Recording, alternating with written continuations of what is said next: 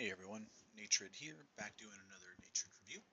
This is review review number something, some number that I forgot because it's been forever since we did one of these, but need to get back onto it. Want to start giving back a bit more to my local community, so we're going to be looking into some first 10 here between Vesper on the left and Angus the Beefy on the right. This is out of the Red Storm Amp Guard group in Tulsa, Oklahoma. We're a hybrid park. This first to 10 specifically is being done under the Amp Guard rule set. And with that in mind, let's go ahead and get started here. So Angus is not a natural lefty, natural righty, but transitioned to fighting lefty probably over a year ago now, maybe edging up on 2 years. And oh, hey, Django, what's up? Not much. Just here to watch the video. Cool. I figured there weren't gonna be many folks that showed up, so I'm recording it also just to upload it because I know Angus would be mad at me if we didn't. But anyway, I was talking about how Angus is not like a natural lefty, but he told me I think it's been over like almost 2 years now that he just figures fighting lefty board is easier. So that's what we're gonna watch a bit of and see what we see.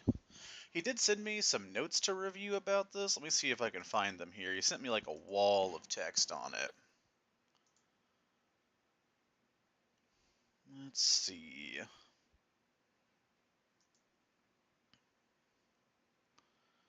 Okay.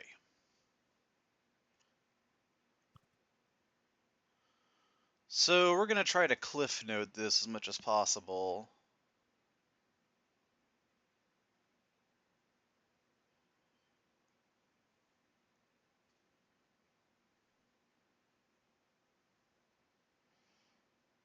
Okay, I'll probably just work that out in analysis later on with him. That's a lot to analyze here. Let's just watch the fights and see what we see. Oh, and let me also save my main window, because I can't lose my main browser window. I need that.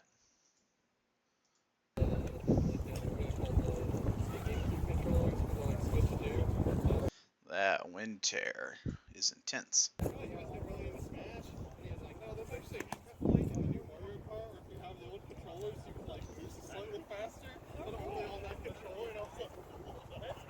I like how the heaters become our natural meta. Yeah, they're pretty popular for sure. I think they offer like some. I think any shield that offers a really strong advantage and disadvantage has a good shot at becoming popular. Heaters do a really good job of like giving you solid angles to work off of, at the expense of being just like a little bit clumsy. So one thing that I was thinking about Jeff here while he was setting up for this is how how he has this kind of forward tilt, this lean here. And he is a little bit postured up, like on Angus's sword side, this like channel over here. And so we have two things happening. So this kind of like projection out into space, it's going to move all of our strikey bits more forward. He does end up getting hit in the forearm over here, kind of as a part of that. We're right foot forward and we're also leaned kind of forward and in. I was more thinking about the shoulder over here behind Jeff's head that we can't see, that I feel like is pretty open to a lefty high cross. Angus instead manages to bait him into an exchange on the sword side, and so often it seems like in the lefty v righty matchups, the person who swings second wins.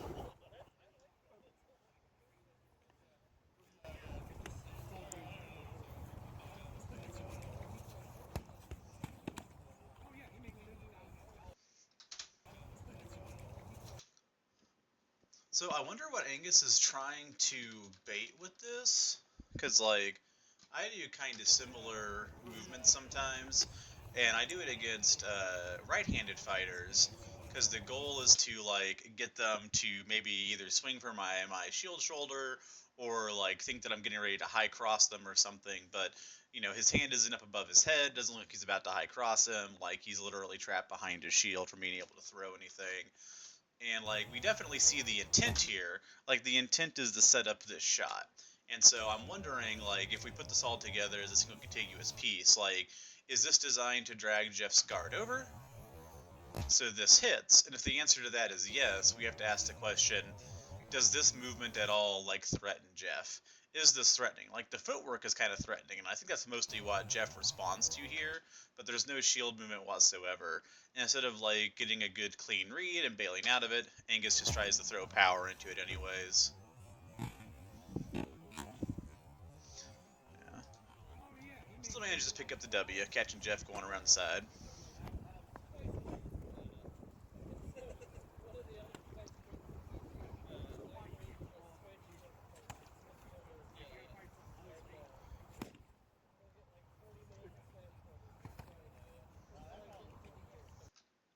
I like that little tiny bit of shield manipulation we just saw.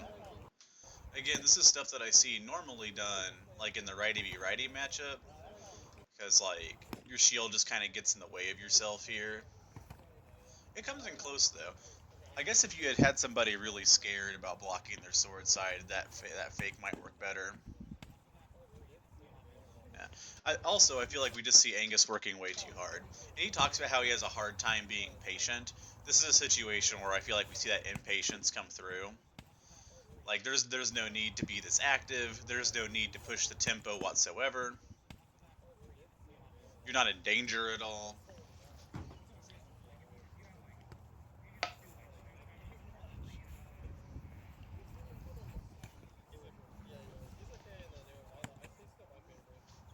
So this is neat. This is the kind of stuff I like to see even when it doesn't work. Like, we have this little low shot going for, like, possibly the hit, possibly trying to pick up a leg, but really it's also conditioning. Like, we threw that low shot, and then maybe this now lands. Now that we've conditioned that shot, this lands. But, man, look at that sword flex. This, like, little money shot in the mirrored matchup is so fucking difficult to land.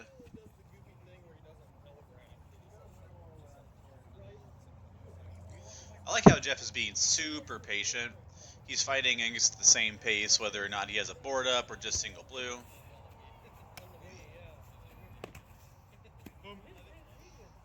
Okay, drops an arm for the kill.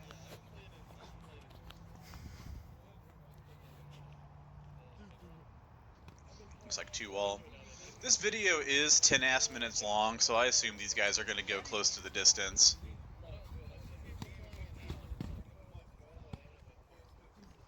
So we got to start watching this movement from Angus and trying to determine if this is something that needs to be leaned into or fixed. Look at where this hand is at. Like, sitting flat back, again, like, almost resting on his pec. Sword's resting on his shoulder. And you can already see, like, he's going to be chambering for probably that same kind of movement again. It's very subtle there, but that big cock we saw behind the head, we see the littlest bit of it here into the same shot. And it's like you're trying to set up this movement to draw their shield over just enough to power through. And this time Angus throws a little bit tighter. But again, like, this movement here is not going to cause a response unless Jeff has a reason to be worried about it. The most this does to Jeff, which like can be played off of, is when Angus takes these rightward steps, it kind of plants Jeff for a second. He switches his feet up and goes immobile for a second. And then we get a lot of sloppy stuff thrown. We got like a partial leg, shot over the top, some taps to the leg.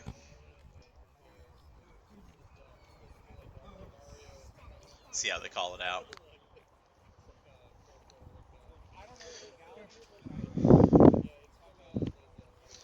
If any random YouTuber is wondering why they're being so deliberate about the communication, Jeff is hard of hearing. So there's a lot of physical tells that have to go back and forth. So why does this work? I love one-shot snipes because they're not really one-shot snipes. Again, we have like Angus. I wonder what the point is of having this sword all the way back here. Like, there's this concept in boxing I've heard about called like a 3-inch punch and a 9-inch punch. So like, or a 6-inch punch and an 18-inch punch. So like, if you have your fist out in space and you punch your opponent, that is a 6-inch punch, right? However, if you cock your fist back and then swing back to neutral and pass through neutral and hit somebody, you've now tripled the distance that you've traveled. And we're starting in kind of this backward position. And I think it might be because it kind of feels good. It kind of feels good to wind up for that big cock behind my head, slam into the sword side. And he's still kind of posting for it. You can see him dipping and posting his weight into trying to set up that big shot. Yeah. I think this works because again, foam fighting is so fast that it comes down to really, if you're trying to be a really sneaky snake, it comes down to conditioning your opponent and then micro adjustments. So we have the same kind of plant, but instead of going low for the knee, we have nice over the top. So this is something where, like, if you're really on point about it, you can start dialing in, like, okay, so this cock swing low thing isn't working, maybe we can dial into cock swing high. We're still seeing that same movement, though. I don't think this is necessary. Big cock. Like, this is cool. Like, it definitely is like a fucking neat ninja block, right? But like this did not need to happen, and this is so risky. Like the behind the head block in the back, risky getting called for anviling. I don't know if that's a thing in Amp Guard. It is very pretty though. I'm sick that it worked out. But this could have been the exact same like step in and swing with just a little bit of shield movement and the sword coming over. Like imagine if Angus's hand, instead of being behind his head, was in front of his head, right?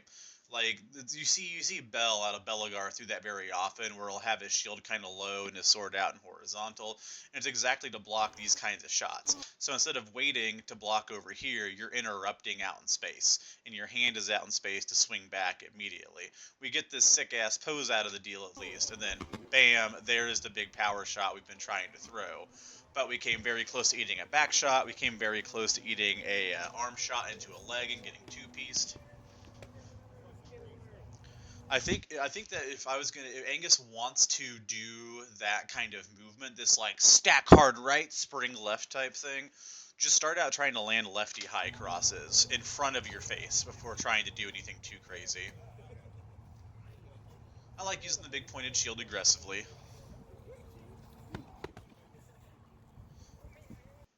See, it's bait, right? Like at this point, we firmly established this is hella bait.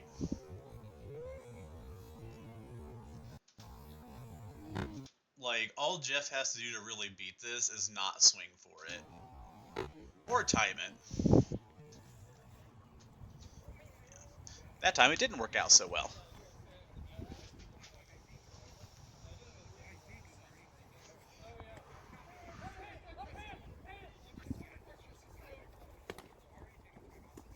That's a lot of contact for Amp Guard, boys. That's a little feisty for the Amp Guard pitch.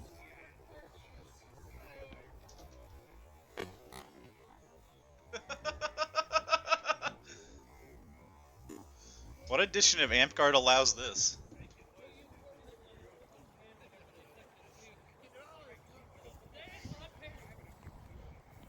I think that's illegal.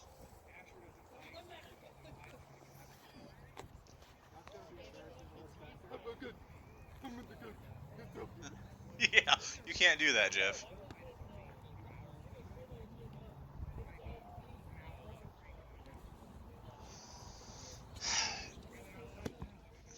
It's like a minor thing. Something I keep noticing is that I kept noticing like that movement right there where he squares up and dips to his shield side, but he keeps squaring his knees and just dipping in a different like that set. These little micro sets that he's doing. Like there's a gap here, right? Like if you watch his hips during this time, all his brain is doing is he's dipping and returning. Like that there is not a plan here, right? So like the plan is to do like a level change and like see something, but what that means is all you're doing is level changing up and down. Like you're planning on level changing up and down, and this stops your movement for a second. I think that's a timing where you can get inside and cause a little bit of damage. But if you're a big fat guy like me, you gotta wait. You gotta watch for stuff like that to be able to close with people who are like half your size, or else it's functionally impossible.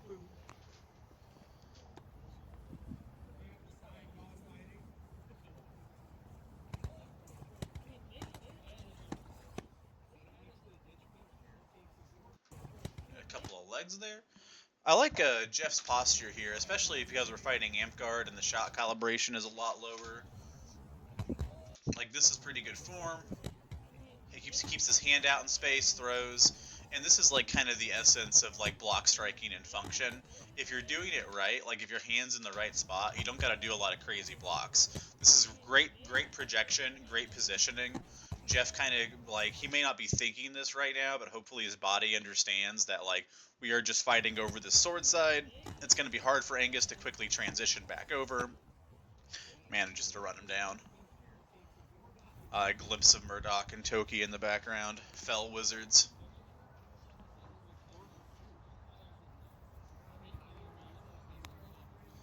Cut the tape!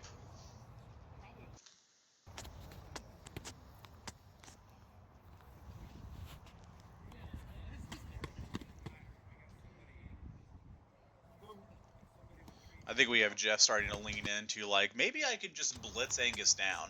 We kind of saw that with the big illegal shield check, but stuff like this is now dialing it back for Amp Guard and bring. Okay, I really like his hand positioning. It's a very good job of keeping that hand out in space and throwing. Like, these are 6-inch punches, right? In the foam fight equivalent of 6-inch punches. We're getting plenty of power on our shots, we're getting accuracy, speed, but we're not cocking way back. It's very cool.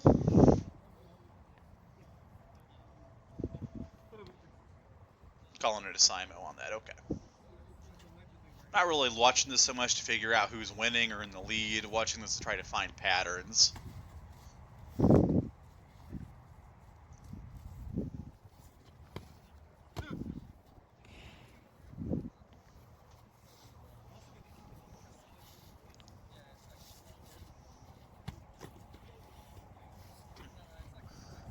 Man, it's sloppy. Let's break this down and make fun of these guys.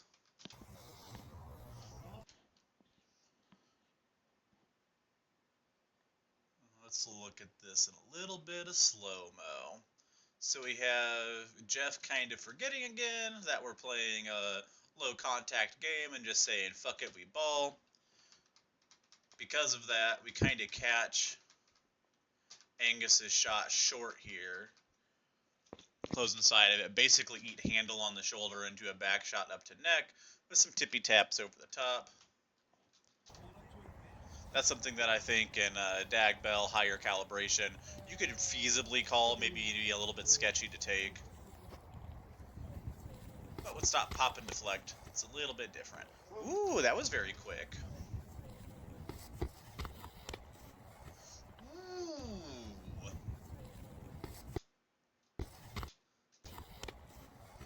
So now we're getting punished for that weird cock maneuver in multiple ways. Because when we do, I didn't even think about this, when we do this cocking maneuver, it's kind of a prerequisite that our shield comes way over to sell the bait, right? Well, then your shield becomes the only thing that can block out your sword side, and your sword becomes the only thing that can block out your fucking, your shield side.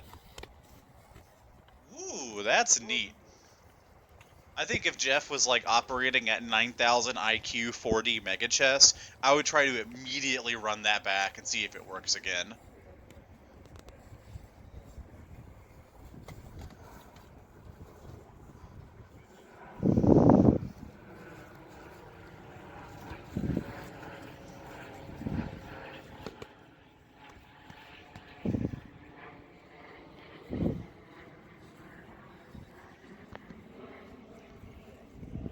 This is always a really hard fight. You gotta find out some way to handle it, though. You need like a 20 to 30% chance to win this. That was very close to it. Yeah. It's hard.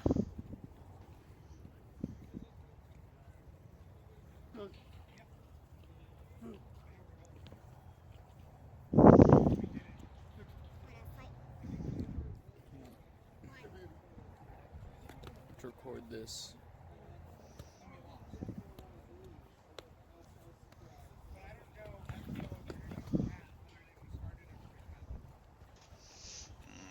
I feel like we're starting to get a little bit of frustration here. The fights are getting a bit sloppier from both sides. We have Jeff just diving basically again, coming straight in forward, throwing a series of pop shots. This is like a decent thing to do against shield fighters, to try to catch them over their shield side as they're coming in, I feel like. Manages to come up and steal it. And what's Jeff curious about here?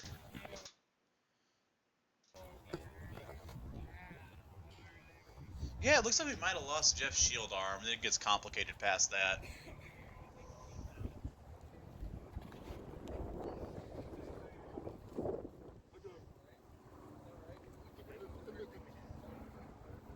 I think that really comes down to whether or not we lost Jeff's shield arm there, but who's to say?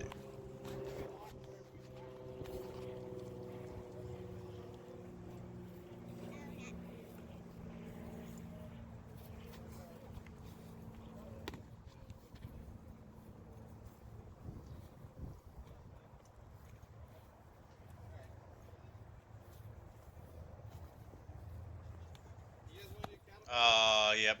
Got a little bit too fancy trying to call out. So, we're back to seeing, like, Angus, hand back, sword on shoulder, and it's kind of hit this point where this isn't working super duper duper well, but instead of trying to figure out some way to alter it, we're just trying to kind of do the thing harder.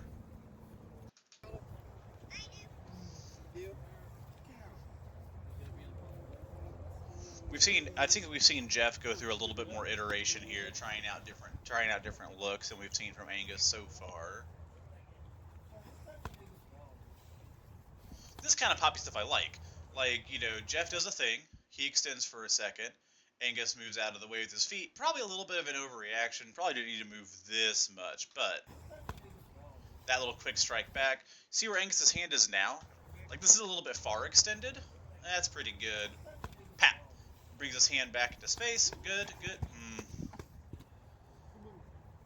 Yeah, Simo. There's just these little moments where Angus is kind of recoiling back and resting on his shoulder, where I feel like we could be staying out in space. And this all comes from like that passive stance. Like if your passive stance is every time I'm standing here, my sword is back on my shoulder, then that's where your body's going to try to reset to you every single fucking time. I think so.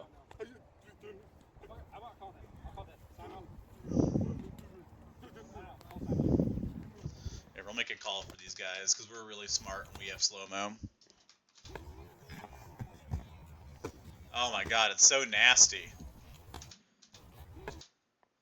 So, hand.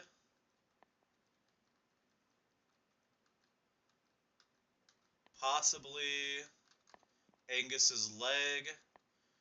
Possibly clips Jeff's arm. Jeff comes up. Nothing really here. Tiny touch coming up. Flat on also. And then that's probably good. Now we have Jeff down a shield arm. And we have Jeff coming up. So right here is where we're watching to see like shot in motion, right?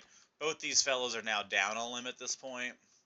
So Jeff misses as Angus's leg. And Angus's shot is definitely in motion as it breaks this plane. Pow! Jeff shot in motion as it comes up. Probably Jeff hits a tiny bit early, but like if Jeff is hitting here, we're like a frame away from Angus. So yeah, I think that's a pretty good call on Simo. Oh no, I ruined us. I hit 0 and it restarted the video. Oh well, we'll just skip about halfway through. Surely we can find our spot here. It's not too hard.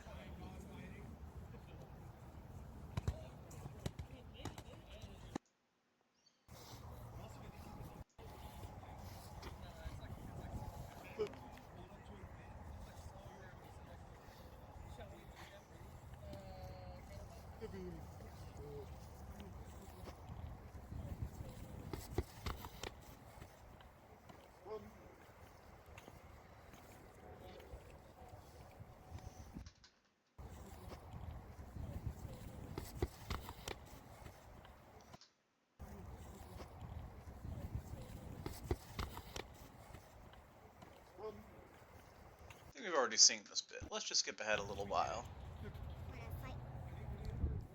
Oh yeah, we have seen all this already.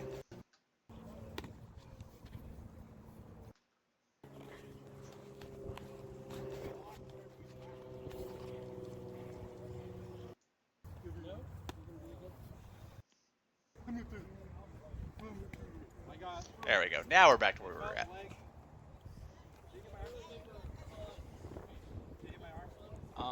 I think so. You guys Simoed, you nerds.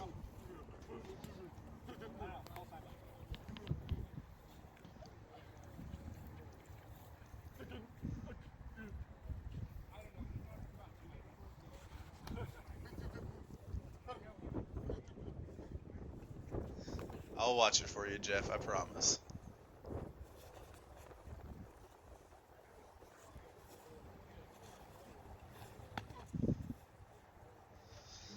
Bit of a big bump.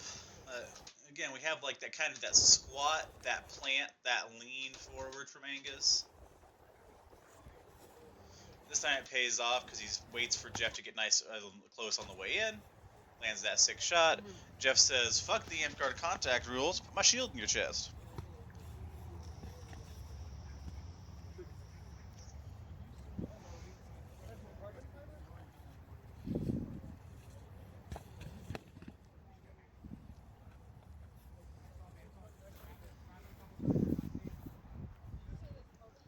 Yeah, definitely.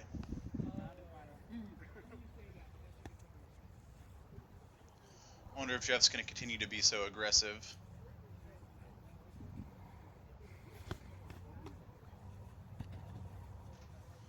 See, again, this is the kind of thing that happens when you're used to resetting way back in space. Look at how far back this hand is. And because in your brain, this is your passive spot, your hand's always going to want to return here. Back, back, back. Oh no, chicken winged.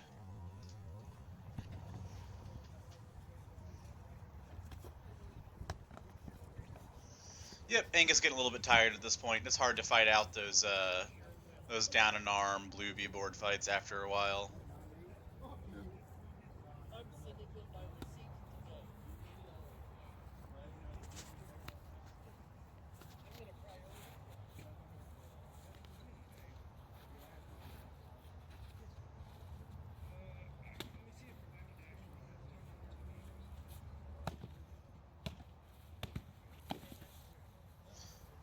Man, it's just wild that that shot keeps landing for Jeff. Like if you look at the matchup here in Angus's shield size, it just seems like it should be the least valuable shot to throw. And I think it's only happening because Angus is like so used to setting up for that bait where his shield's really far over. Like, I don't know. It's not inexcusable because I understand what it is that he's trying to do. But it's definitely like we're kind of tilted now in a rut doing the same thing here. At the end. Okay, that's it. So I think that if we had to take one thing mechanically away from that, is one, we got to make sure that Jeff's not getting a little bit too physical. You can't shield check folks over in Amp Guard, and there's a lot of things happening here that's a little bit too aggressive for Amp Guard. But I really liked how Jeff tried a few different things out. We saw him like trying to moderate that aggression, going from being a little bit passive in the beginning to being really pushy, to then throwing lots and lots and lots of flourishes to getting back to being pushy again. I think Jeff was at his best in this interaction when he was like having that awesome hand placement and keeping that hand out in space to exchange. I think that was very tight. So I think that if we're going to take one thing mechanically away for Jeff to kind of work on here is to scale back that aggression, do it a little bit more intelligently and with intent. If you're coming in with a plan, sick. It seemed like he was maybe trying to set up that dark side into Angus's shield side torso a little bit. So it was nice to have that kind of dialed in. For Angus, like I got a philosophical thing, which is like you can't just keep forcing a thing if it's not working, which seemed to be happening here a little bit. It did reach a point where I felt like, okay, at this point we got to start being able to self-diagnose a little bit, find out like what's going wrong on our own. We're in this body, we're in this fight, like we're doing stuff and it's working or it's not working. We got to start deciding if we're going to keep doing the things that are working or not working. Mechanically, if we're going to be having a takeaway from this, I think this has got to be something that isn't your default state. This like hand back against your shoulder. Like bring this turkey down a little bit in space. We saw so much punishment for free that just should not have happened. Going into Angus's forearm, getting Angus caught when he brings his shield over and his sword around his head. So this is like a neat idea. There's definitely some applicability there. Like we saw the block work and the bait work a few times, but this is the default, just has too many inherent flaws in it. Like if your default plan is to fight sword foot forward, but torso completely rotated to where your sword hand is back, your sword, like we have sword foot forward with sword shoulder back further than shield shoulder here because of how much of twist is coming out here. I think you got to choose what you want. Either we are like really planed inward on this sword lane and we're fighting hard in this sword lane, or we just go other foot forward. We go shield foot forward and we just kind of accept having that more projected defense with the sword a little bit further back. This leaves you square. It leaves your chicken wing open when you cock behind your head. It means that when you do cock behind your head, you're so square and twisted, you have to twist even further to guard this side of your body with your shield, and then you're just completely frozen in space and time. So that's my main takeaways from that. I'm going to go ahead and snip the recording there for this one.